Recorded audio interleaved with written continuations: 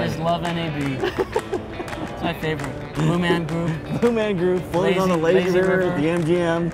Lots of food, way too much food. Way too much. Oh, NAB's the best. I went to a buffet last night. Don't ever do that. That was just such a bad idea. That's what we were saying. I'm here with my fiance. Oh, man. And she's doing a great job manning the cameras. She is. She's a nurse. But Which notice how means good this image she's looks. way too qualified to be doing this, quite frankly. Where are you going to track today? Not like last time where we were an hour long in this little sequence, but we'll talk about some of the highlights of our experience here. So let's start off with, what do you think is the coolest thing here? Oh, gosh. Such a big question. It is such a big question. You know, of course, the first thing, even before I got to NAB Monday morning, I got here 9:30 Monday morning, but before I could even get to the showroom floor, somebody had already posted on Facebook all about the Blackmagic camera.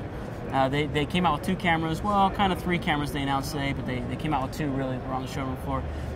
They've got a basically your Blackmagic cinema camera, but it's for a studio. So it's got a big 10-inch monitor on the back and no ability to record in camera. So we could talk about the Atmos, you know, fun things, the Ninja and whatnot, but it's basically for studio applications where you send a signal out to a main database somewhere where they've got a whole bunch of racks of recording, you know, gear. But that was their first camera. That's not what everybody's talking about. Everybody's talking about their Ursa camera. Is that the way you said it, Ursa? I think Ursa, yeah. URSA, and I don't even know what it stands for. I didn't get to that point. But basically, you've got a large body camera these days. It doesn't even have a shoulder mount. That was the one thing I felt like it was missing. Did it not have a notch for your shoulder? I thought it did. For the shoulder. No, so, that was the Cion. The Cion that had the notch for the shoulder. So all of these bigger cameras have a notch for the shoulder because they're bigger cameras. But I think someone said it was like a 16-pound camera. Yeah. I don't know about that because it didn't seem like a 16-pound we didn't pick one up. They didn't let us pick one up. Maybe it is. Maybe it is 16 pounds. 16 pounds then. It just feels to me like we're going backwards. It's back to the days of the big video camera. I don't know. But I'm too much in love with the DSLR or the... Well, we kind of do this fun thing, you know, because we came out with the DSLR video format and everyone said, oh, that's really cool. But the problem was it was too small. So everybody built these big shoulder rigs. Yeah, big monster rigs, yeah. And so people kind of went, okay, that was a fun era. It was just a stage, you know? It's like that Spike hair stage, you know? You got to go through it in high school and then you grow out of it and you go, what the heck was I thinking? That was ridiculous. Did you have spiked hair when you were in high school? With bleached tips, I might add. Oh, of course. Yes. It was the cool thing. Maybe, no, that wasn't wait high a school. minute. When I was in high school, do you know what was in when I was in high school? Oh, gosh, the dinosaurs? Exactly. Afros. Really? I had a small, I was doing a small kind of afro thing going there, yeah. That's awesome. Yeah. I need to see a picture. You're going to have to pull up a picture somewhere. Yeah, I've got my senior picture is pretty funny, actually. Is it? Everybody's senior picture is pretty funny, isn't it? Mine is dashing. Oh, I'm sure it is. So we've got this, it's a big camera, but what it does is pretty cool. First of all, it has to be a big camera for what flips out of it. You got a 10-inch monitor. Your iPad basically pops out the side of it. I mean, when you see it, it's ridiculous, and you wonder, why have I not seen something like this on a camera before? So not only does it have this big monitor that flips out, it's got behind it another 3 or 4-inch monitor that you can look on, and then on the other side, you've got a whole bunch of user controls, which can also be a monitor as well. So those 2 monitors, he said, can either be in sync with one another, or you can have a second operator who's over there, or the operator, director, punching in the camera settings. Yeah. So I mean, it's a very different layout, I think, for a camera, because it's, you know, usually you've got an operator side and you've got, you know, your first assistant side, and so it's kind of breaking the rules of traditional camera. It's saying you can just throw it wherever you want. Yeah. You know, which is neat. I think that's definitely kind of the way it's well, moving. that's Blackmagic makes decisions based not on based on money. I mean, what financially can make this as inexpensive as possible. Yeah. And I don't think they're much about rules, actually. No, not at all. I think they've kind of taken the rule book and thrown it out. Yeah. And we just had a little conversation with Dan over at Blackmagic Camera, and that's basically what he said. He said, you know, they're not looking at competitors, which I thought was very interesting. You know, when well, that's what he says, but on some level, you got to know what's going on. But I think they kind of set their own pace, though. They're going after what they think is going to work and what the market will respond to, and that's what they're doing. So there's certainly been no lack of interest in the Blackmagic camera. Not at all. Or the Pocket. The Pocket camera has been very popular. So I'm interested to see. Here's what's most impressive about this large camera. is it's a Super 35 sensor. We all knew that. 4K, but it's... was it 4K? I thought you said it wasn't 4K. It is 4K. It is 4K? Yeah, Ultra HD. Okay. So I think it's 4K. Because when we were talking to that guy who had the Cion, he was claiming it wasn't 4K and that theirs was 4K. It's slightly under 4K because there's the 3800 so it's pixels. 3.98K. No, exactly. So who cares at that point, right? Yeah, you know? yeah. So yeah, it's just, and then the Super 35, you could argue that it's not truly a Super 35 sensor because it's like a 1.8 something crop. Yeah. And so, you know, yeah, there are some, they're kind of pushing some numbers here. They're cheating a little bit. Maybe. Well, everyone does a little bit. Yeah, but you know, it's a really remarkable camera. I think it's going to be a pretty cool camera to have. But here's a question. Would you buy it? Would you trade your C100 in for one of these cameras? No, I wouldn't. Why not? Well, I love my workflow right now. So you even with that raw capability?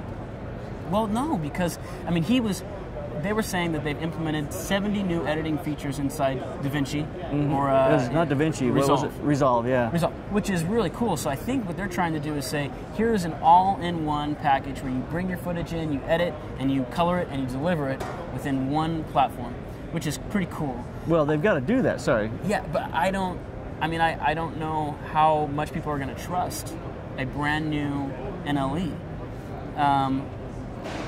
You know, I love Premiere. I edit with Premiere. That's just my go-to right now, and I don't really see the need to switch to anything different. It works for me really well. With my current workflow of C100 and DSLR and Red, it all just talks to each other. Well, the reason they're doing that, though, is because that is the problem. You got a 4K camera that shoots in RAW, and if you don't have a workflow that supports all that, it's not very fluid outside of that environment.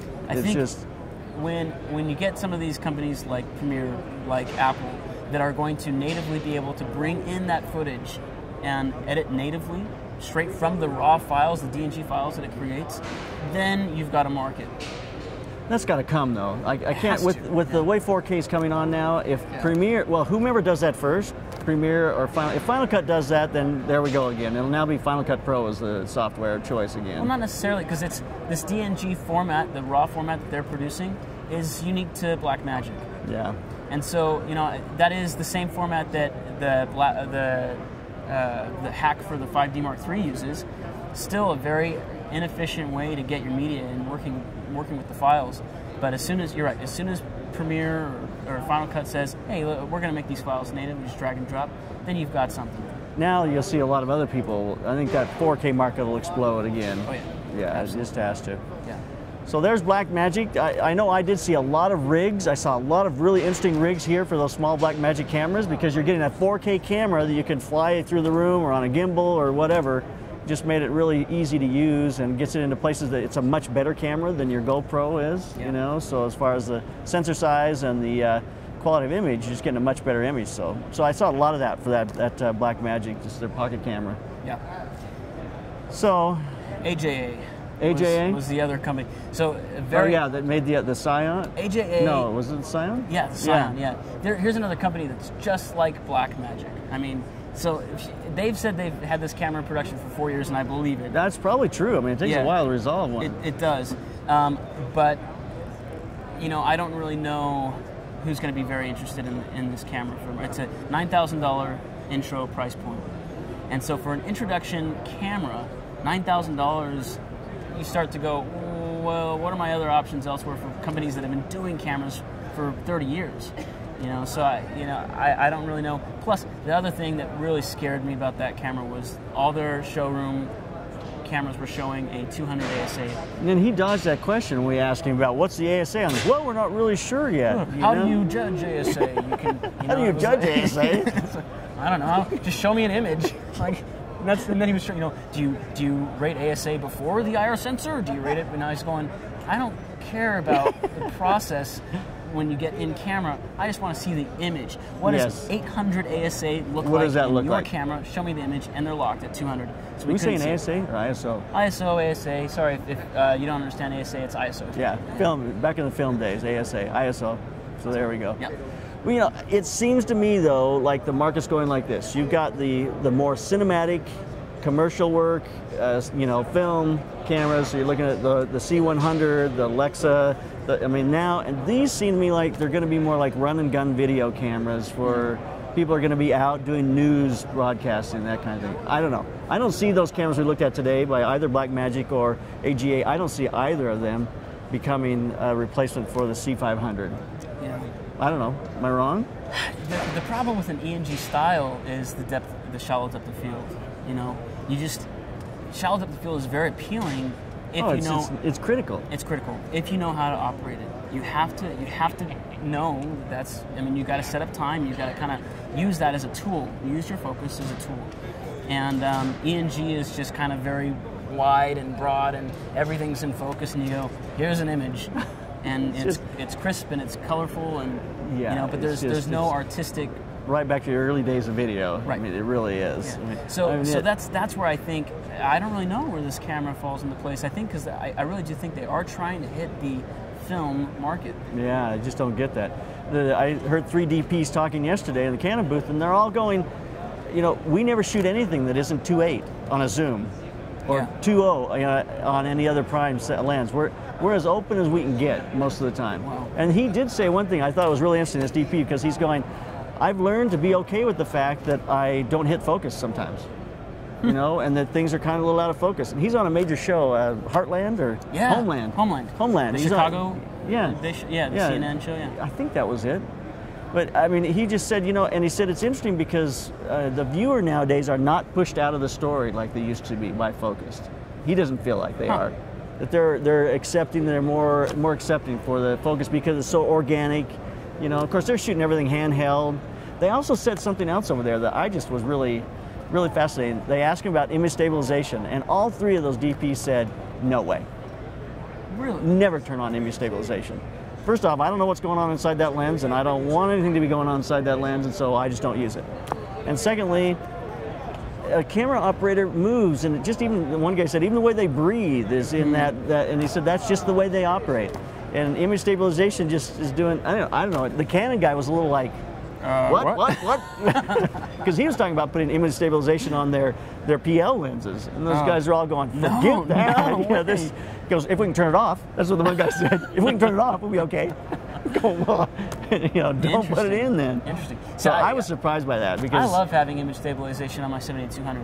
It gives you can move, and it's just a lot smoother. They're all going, well, we can fix it in post. And I'm going, yeah, in post that gets a little wobbly and a little weird. It blurs it because it's a you know, you start setting pixels and you punch the picture in, you know. Yeah, and so you know, really, if you want, because it's a mechanical counterbalance inside the lens, and so it's all glass you're looking at still. Well, that was the perspective. I thought it was interesting anyway. Yeah. So the other camera, the Sony A7S. I've heard a lot of talk about. I haven't seen it yet. I haven't gotten over there yet. I didn't see it. I saw it today. I just went this morning and took a look at it, and my first thoughts were, this is awesome. Full frame sensor. It has the ability to send a 4K image out. So if you know, the Atmos just announced the new, I can't remember which one it was. It's a new recorder, Samurai, something recorder. It's a 4K recorder. Really a neat piece of gear because I think it's a 10-inch monitor as well, or 9 or something like that. So it's like under $2,000, but a super high quality 4K recorder that's, I think, going to be the perfect companion to the A7S.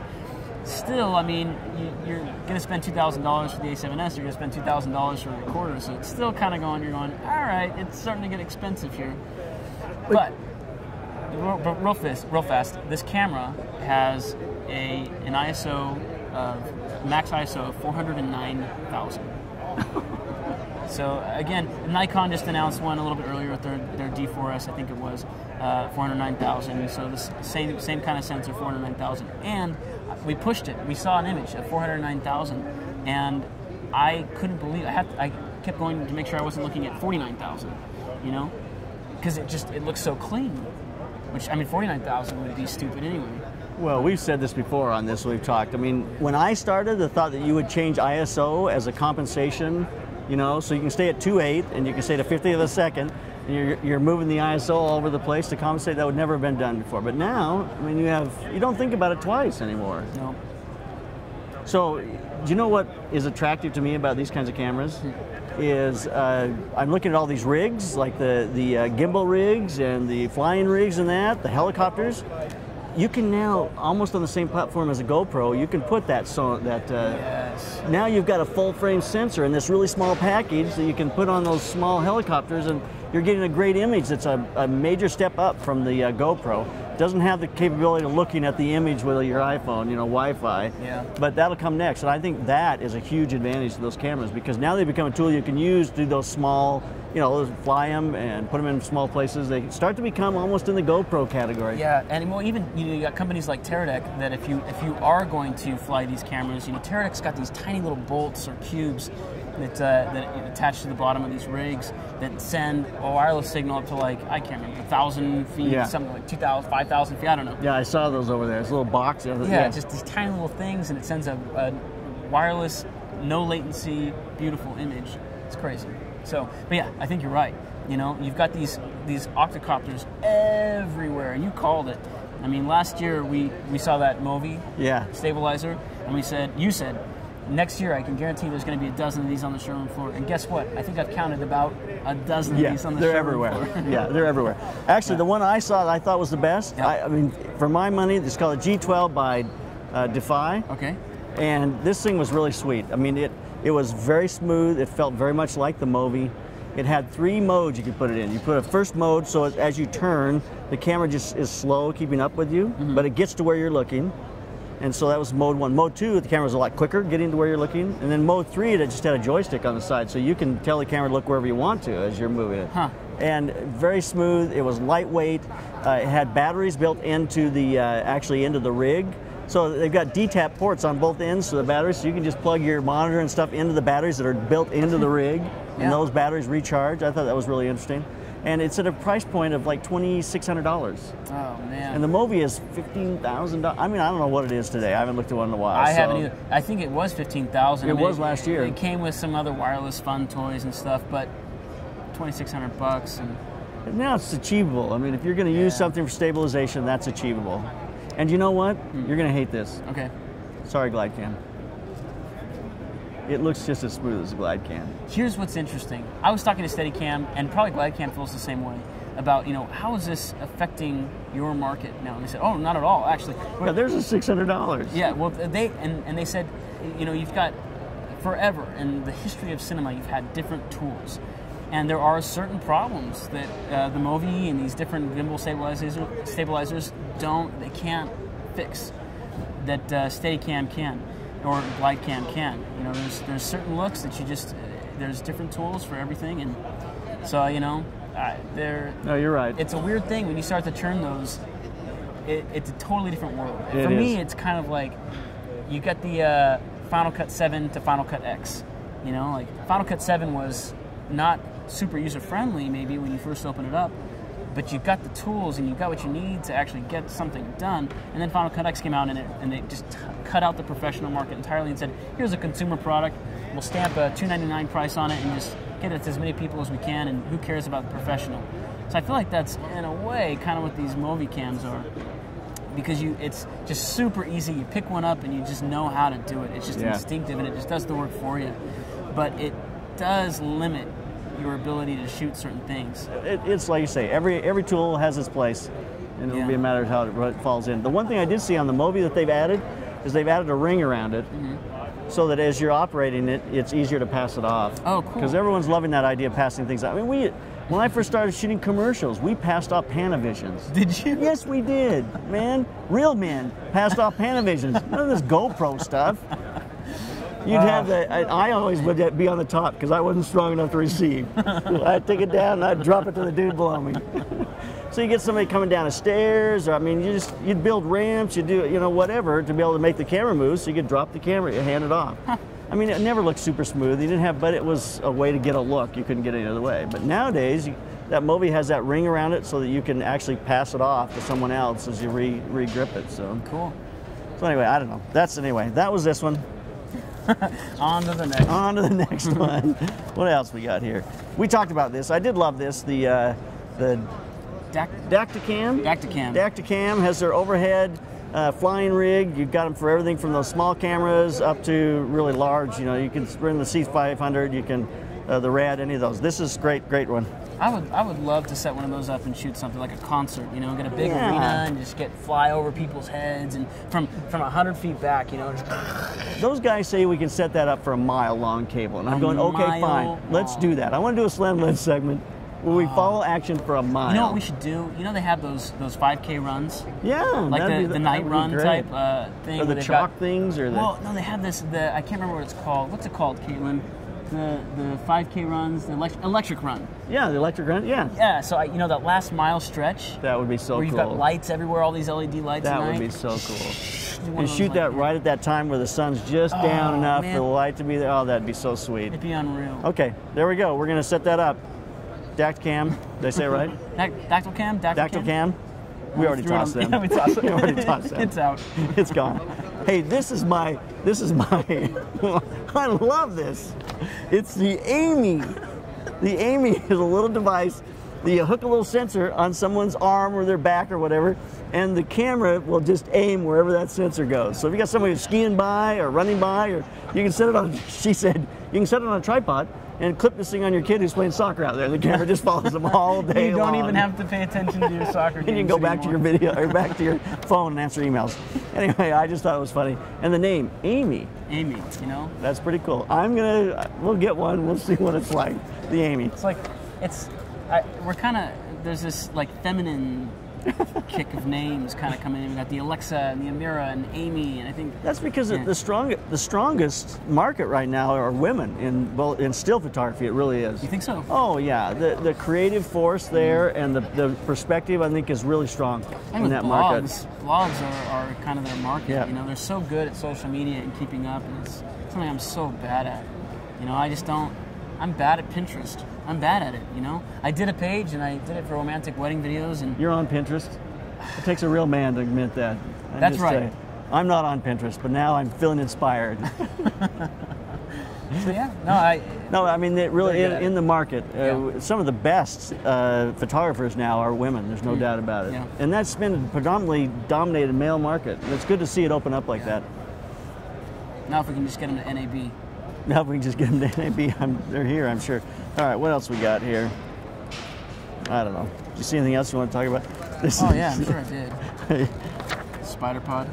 I saw this, thought it was really interesting. A spider pod. It's basically a stand and a stool you can stand on. And so I went to pick it up. It was like 45 pounds. Who makes it? It's this company called Spider. Spider pod.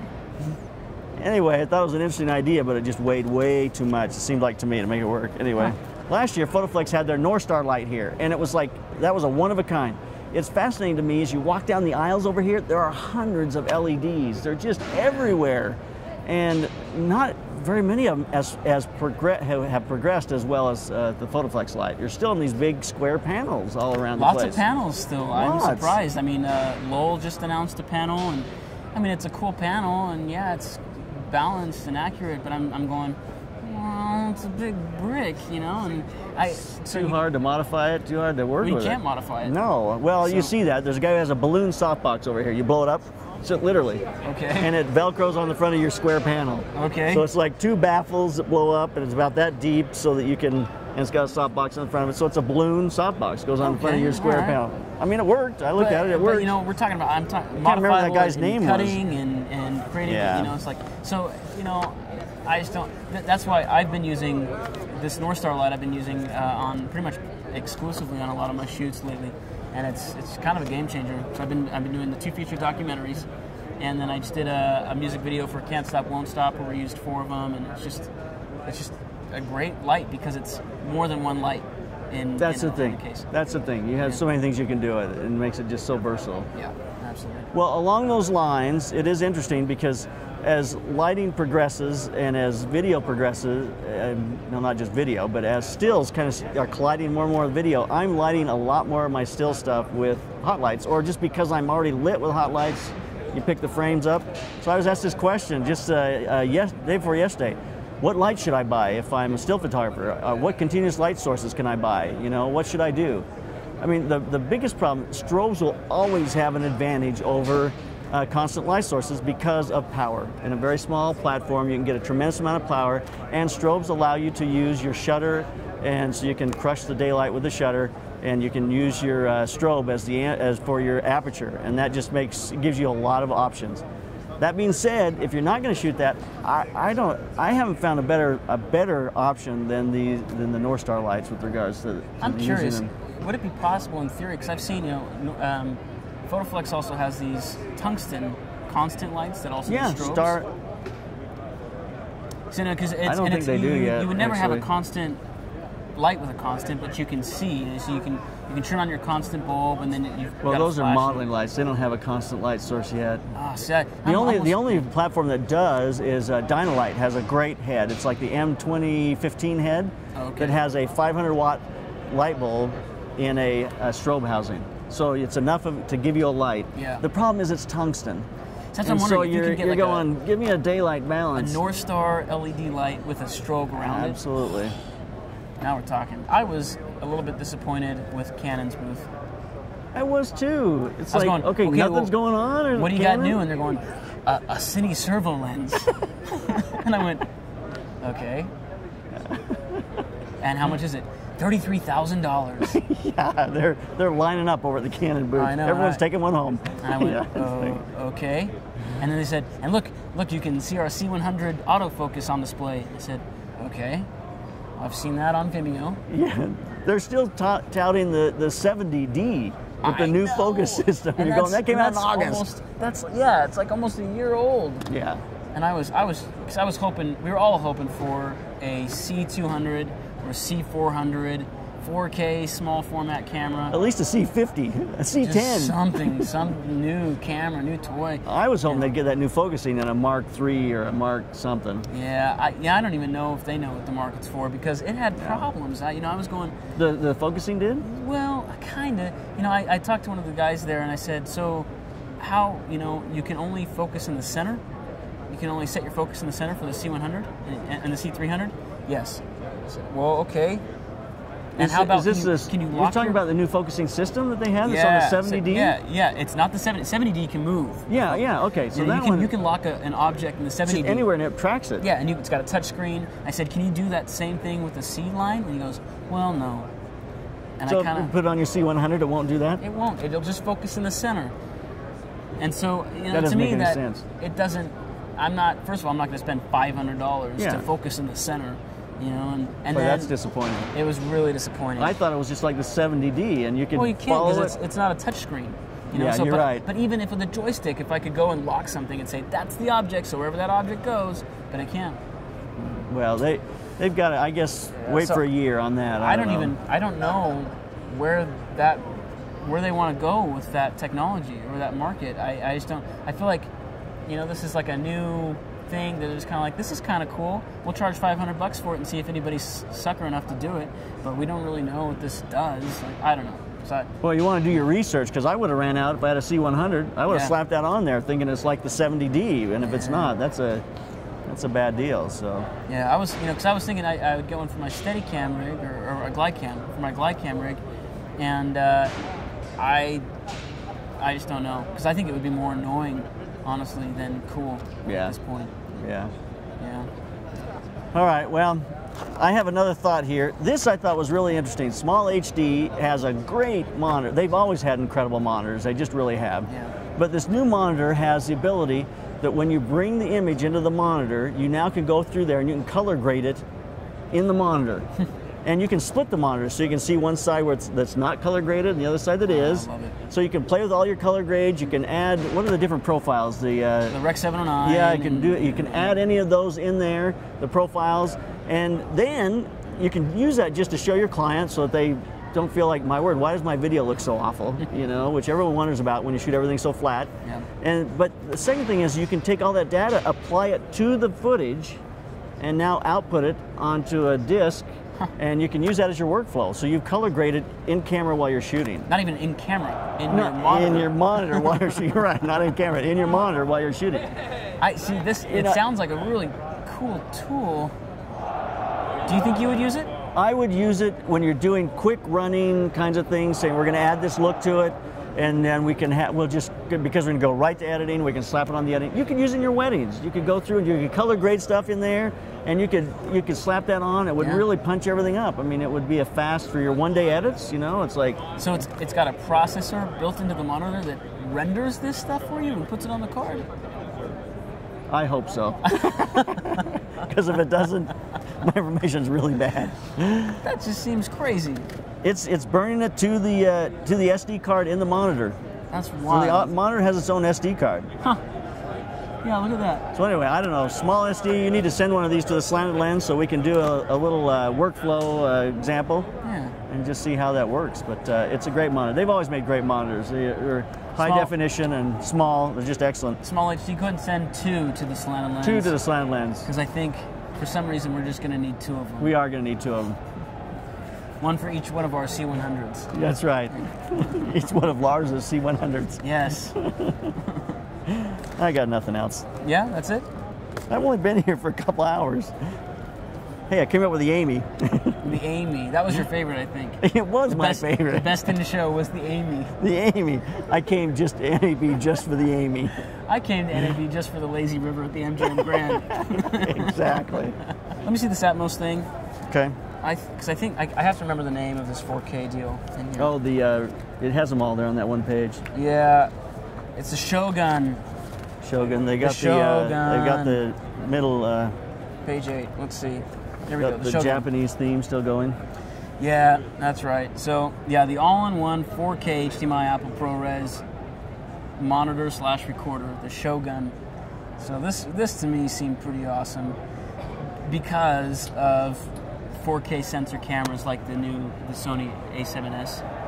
And so you would just tap that into the Shogun and just record straight to it? It's a great monitor too. I mean, it's got really great features. It's a full 1920 by 1080 monitor, and it's this big. I mean, it's got lots of detail, very crisp, and good color, and it records 4K.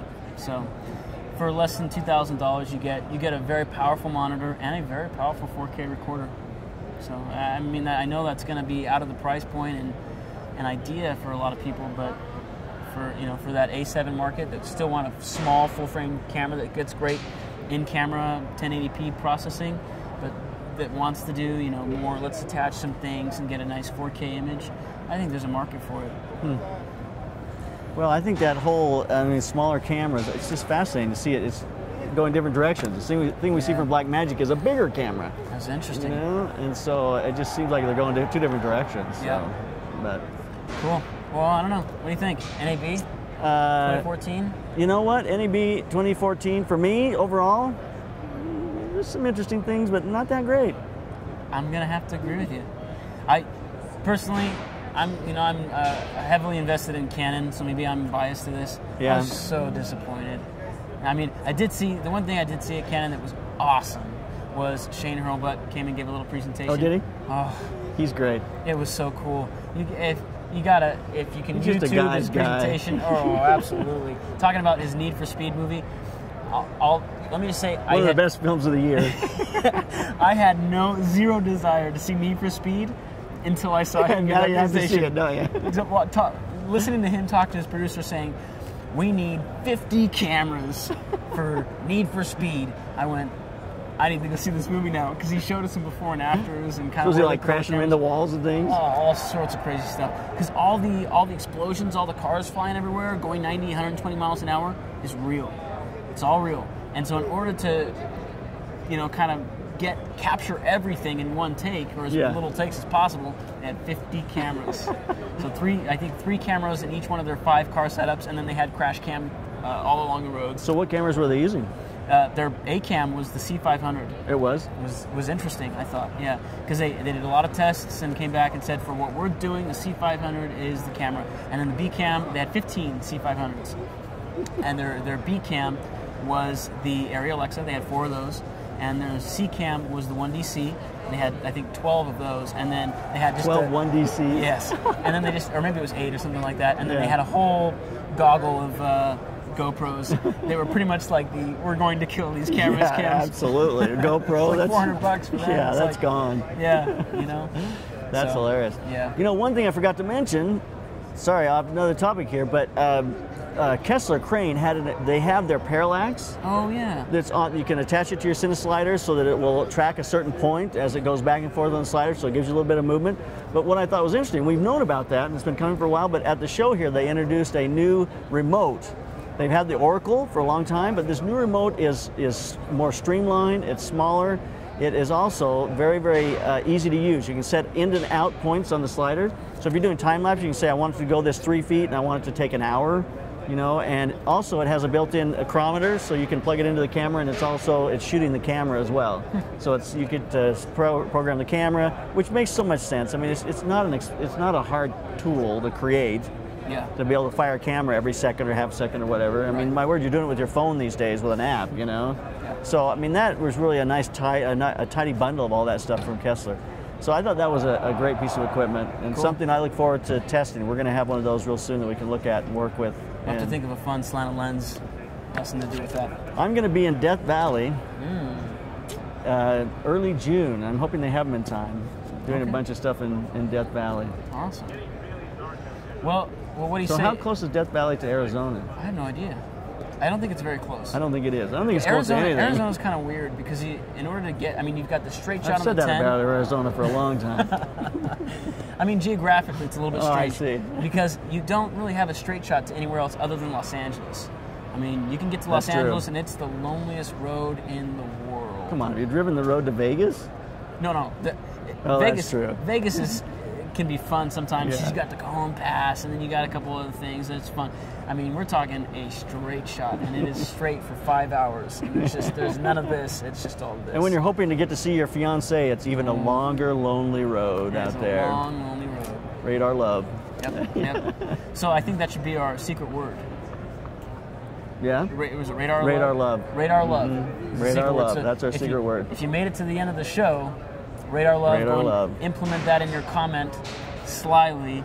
Let's see who can come up. The most creative way to use it. Some of the last ones on Afghanistan, but it was so good. Yeah. I was in Afghanistan and I bought a shirt at a banana stand. Very clever. I thought it was great. It was really good. So yeah, so radar one guy's love. going, why is everyone saying Afghanistan, banana stand in their comments? Some were saying, I get it now. I get it. I had to sit here and watch the whole thing. So yeah, radar love.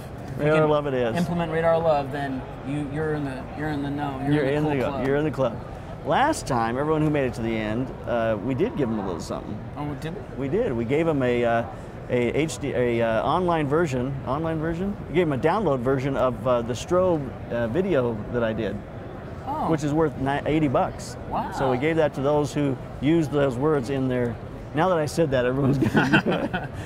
Radar love. I don't know that we're going to do that this time, but you never know what we can do. One thing else we haven't mentioned. This is a podcast.